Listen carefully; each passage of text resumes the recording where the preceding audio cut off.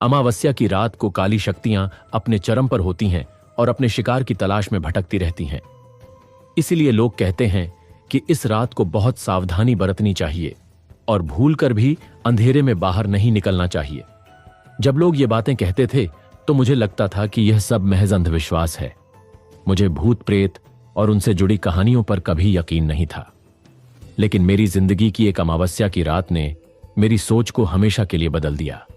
बात उस वक्त की है जब मैं 18 साल का था। गर्मियों की छुट्टियां थीं और हम दादाजी के गांव रामपुर, जो उत्तर प्रदेश का एक छोटा सा गांव है, गए हुए थे। मेरे साथ मां, मेरा छोटा भाई अक्षय और छोटी बहन रिया भी थी। शाम को हम सब गांव के पुराने घर के आंगन में खेल रहे थे। तभी दादी एक पूजा की थाली लेकर आईं। उन्होंने घर की चौखट के बाहर जाकर दीवारों और दरवाजे पर नींबू मिर्ची लटकाई और हल्दी से कुछ निशान बनाए। मुझे कुछ समझ नहीं आया। मैंने दादी से पूछा, दादी, ये आप क्या कर रही हैं? ये नींबू मिर्ची और हल्दी के निशान क्यों लगा रही हैं? दादाजी अपनी लाठी टेकते हुए आंगन में आए और बोले, बेटा, आज अमावस्या की रात है। इस गांव में आज की रात काली शक्तियां भटकती हैं, इसलिए गांव के लोग अपने घरों की रक्षा के लिए ये सब करते हैं ताकि कोई बुरी शक्ति घर में ना घुस पाए। मैंने हंसते हुए कहा, दादाजी, आप भी ना, ये सब पुरानी बातें हैं। शहरों में तो कोई ऐसा कुछ नहीं करता, फिर भी वहां कुछ नहीं होता। दादाजी ने गंभीर स्वर में कहा, यह गांव है बेटा, यहां ये सब आम है। अब अंदर चलो और सुबह होने तक कोई भी बाहर नहीं निकलेगा। मुझे उनकी बातें बेतुकी लगी, लेकिन मैं उनसे बहस नहीं करना चाहता था, इसलिए चुपचाप अंदर चला गया। उस दिन सूरज ढलते ही दादाजी घर आ गए। गांव की गलियां जहां बच्चे रात तक खेलते रहते थे, शाम 7 बजे तक सुनसान हो गई। मैंने सोचा, गांव के लोग कितने डरपोक हैं। अमावस्या की रात की अफवाहों से सब घरों में छुप गए।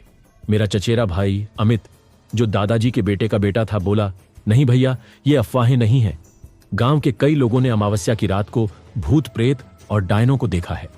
हमारे घर के पास जो बरगद का पेड़ है, पिछले साल अमावस्या की रात को रामू चाचा ने उस पेड़ पर एक भूत को देखा था। उसके बाद उनकी हालत इतनी खराब हो गई थी कि वे 2 महीने तक बिस्तर से नहीं उठ पाए। मैंने मजाक में कहा, अच्छा, तो मैं भी उस भूत को देखूंगा। देखता हूं वो भूत सिर्फ तुम्हारे गांव वालों को दिखता है या मुझे भी दिखेगा। आज रात मैं छत पर सोऊंगा और देखूंगा कि कोई भूत मुझे दिखता है या नहीं। अमित ने मुझे समझाने की बहुत कोशिश की, लेकिन मैंने सबको गलत साबित करने की ठान ली थी। मैंने छत पर सोने की जिद पकड़ ली। अमित ने चेतावनी दी, देखो भैया, मैं नहीं चाहता कि तुम्हें कुछ हो। अगर तुम मेरी बात नहीं मानोगे तो मैं सबको बता दूंगा, फिर कोई तुम्हें छत पर नहीं जाने देगा। अमित की बात सुनकर मैं समझ गया कि अगर मैंने जिद की तो मुझे छत पर जाने नहीं दिया जाएगा।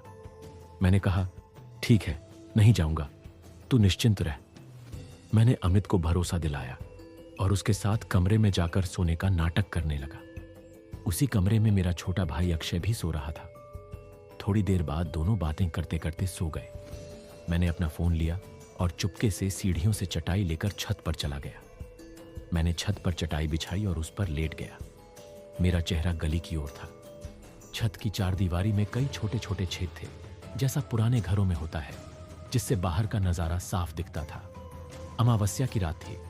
चांद की रोशनी तो थी ही नहीं, लेकिन बरगद के पेड़ के नीचे कई दिए जल रहे थे जो गांव वालों ने रखे थे। मैं काफी देर तक उस बरगद के पेड़ को देखता रहा, लेकिन मुझे कुछ नहीं दिखा। मैं बोर होकर फोन में गेम खेलने लगा। छत पर आए मुझे करीब 1.5 घंटा हो चुका था।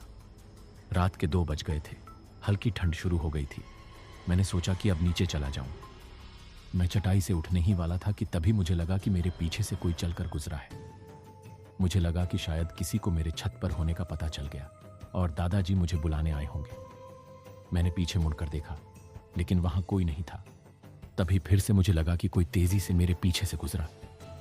मैंने झट से पीछे देखा, लेकिन फिर से कोई नहीं था। मुझे लगा कि अभी कोई यहां था, जो अचानक गायब हो गया। मैं डर से कांपने लगा। मेरे दिल की धड़कन तेज हो गई। मैंने सोचा कि अब नीचे चला जाऊं, लेकिन डर के मारे हिलने की हिम्मत नहीं हो रही थी। फिर भी मैंने हिम्मत करके उठने की कोशिश की। तभी मेरी नजर सामने की सीढ़ियों पर पड़ी। अंधेरे में ज्यादा साफ तो नहीं दिखा, लेकिन वहां कोई खड़ा था। वह कोई घर वाला नहीं था। उसने अपने चेहरे पर हाथ रखकर अपनी हंसी दबाने की कोशिश की, लेकिन उसकी भयानक हंसी की आवाज धीरे धीरे मेरे कानों में पड़ रही थी। उसे देखकर मेरे रोंगटे खड़े हो गए। मैं इतना डर गया कि मुझे लगा जैसे मेरी मौत मेरे सामने खड़ी है। मैंने डर के मारे आंखें बंद कर लीं। धीरे धीरे वह हंसी की आवाज भी शांत हो गई। मुझे लगा कि शायद यह मेरा वहम था।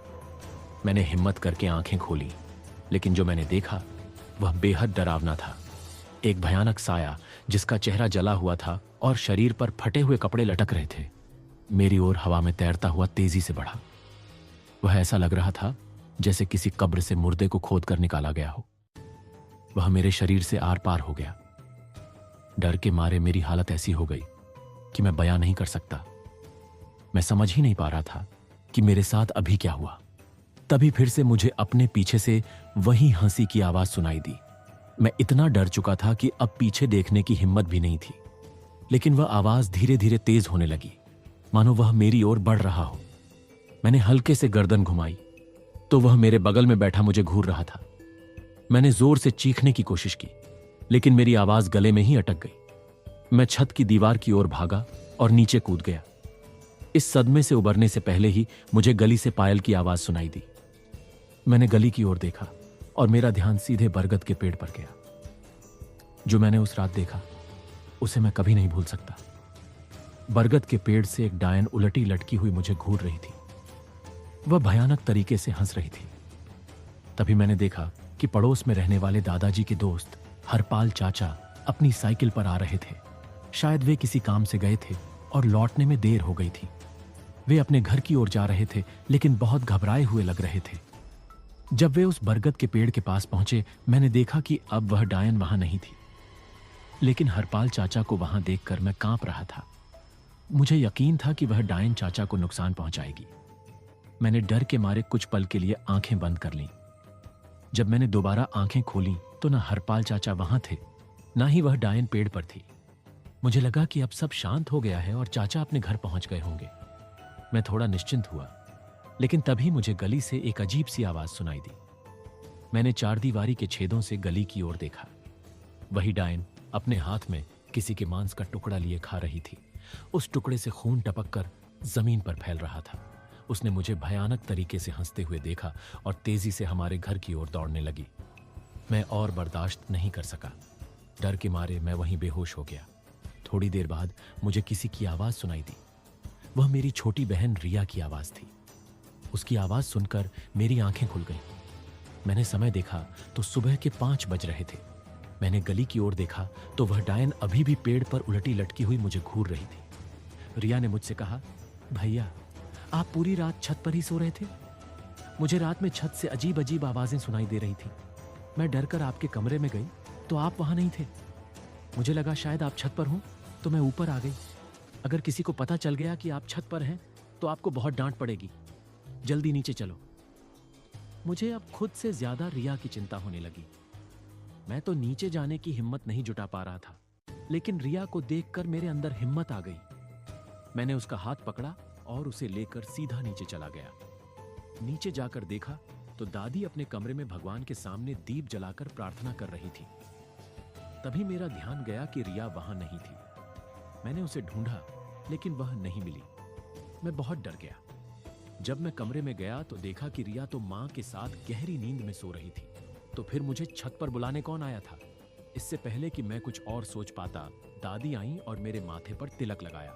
चिंतित स्वर में उन्होंने कहा, आज कुछ अनहोनी हुई है, वरना इतनी सुबह मेरा मन इतना बेचैन नहीं होता। यह समय पूजा करने का नहीं है। कोई हम पर वार करना चाहता है। मुझे किसी बुरी शक्ति का आभास हुआ, इसलिए मैंने भगवान की प्रार्थना की। लेकिन तू इस वक्त यहाँ क्या कर रहा है? जा, अपने कमरे में सो जा। दादी की बातें सुनकर मुझे समझ आ गई कि जो मुझे छत पर बुलाने आया वह कोई और नहीं, शायद भगवान की शक्ति थी जिसने मेरी रक्षा की। मैं दादी के कमरे में गया और भगवान की मूर्ति के सामने सिर झुका। मेरी आंखों से आंसू बह रहे थे। शायद यह मेरी जिंदगी की आखिरी रात होती, लेकिन भगवान ने मुझे बचा लिया। मैं बहुत डर गया था। मैं अपने कमरे में गया और अक्षय से लिपट कर सो गया।